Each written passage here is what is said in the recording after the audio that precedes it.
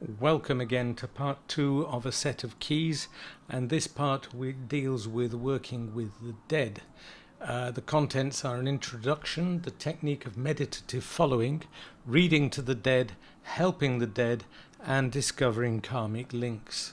As introduction, really, it should be said that these are exercises which can be useful in discovering what happens when we die. And you will certainly see this for yourself at some stage. Their use is not just in preparing for our own demise, but also for helping those to whom we have been bound in life to adjust to their new changed circumstances. Once again, it's important to have previously acquired a certain familiarity with the techniques already noted, and a certain mastery of thinking, pardon me, because otherwise you will not have sufficient control to obtain useful results, and no attention that is subtle enough to pick up on the finer elements involved. It must be stressed that developing and strengthening a sense of truth is absolutely vital in this area, where there is such a powerful risk of illusion. All the techniques for telling truth from self-pleasing illusion will be required in order to be able to work usefully. It is for this reason that the techniques of investigation have been placed towards the end of this work. So the first technique to be used is meditative following. This technique involves imagining the dead at the very best of their human potential. The purpose is to develop contact and a kind of sensitivity over time. You can ask yourself, and the dead person evoked in this way, what changes are taking place in the circumstances of the dead over time? How long does each stage last? What assistance do the dead need, and how can we help them? What is appropriate to send to them, and what is not? For how long can the dead be followed? And is the answer individual or general? Is it possible to compensate after death for what has been learned or what has not been learned? What do the dead contribute to other people and to other entities?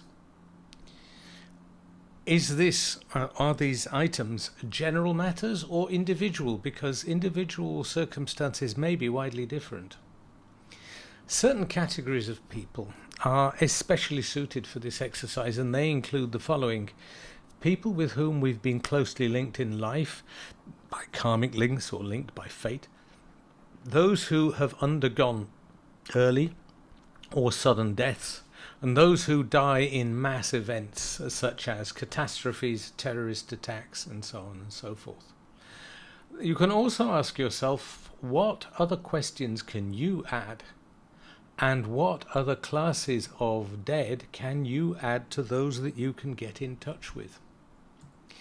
The next exercise is a strange one. It's called reading to the dead, and it involves taking a text with a spiritual content, and by that I mean spiritual science literature, such as one of the many lecture cycles by Rudolf Steiner, or so on, a meditative or a religious text, and here it is best to choose one that comes from the tradition with which you feel most at home, and evoking the image of the dead person or persons as above, and then thinking the contents through as consciously as possible for and on behalf of the dead person or persons, as if you were reading to them.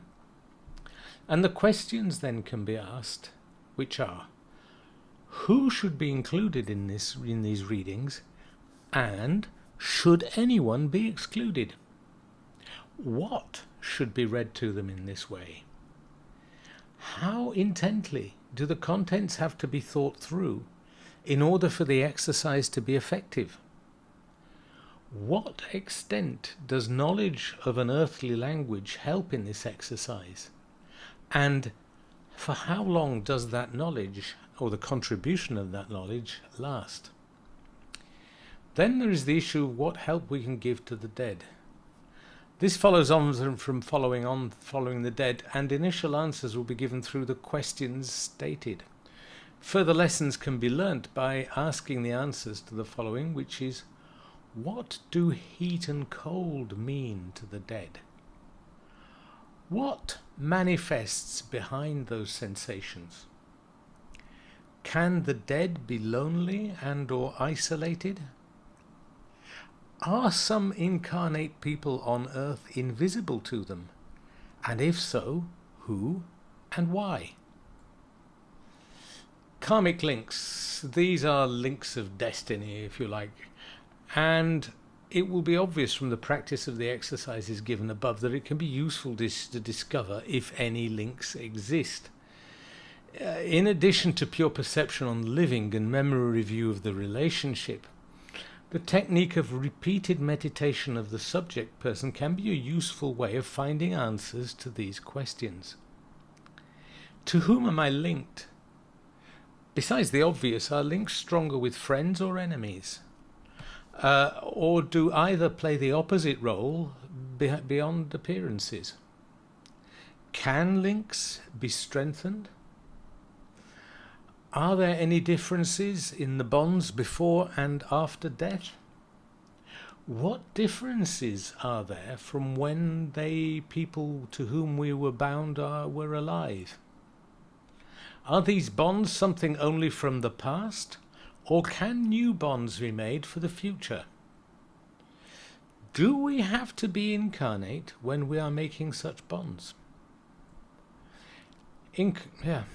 And that's all I have in this particular lesson.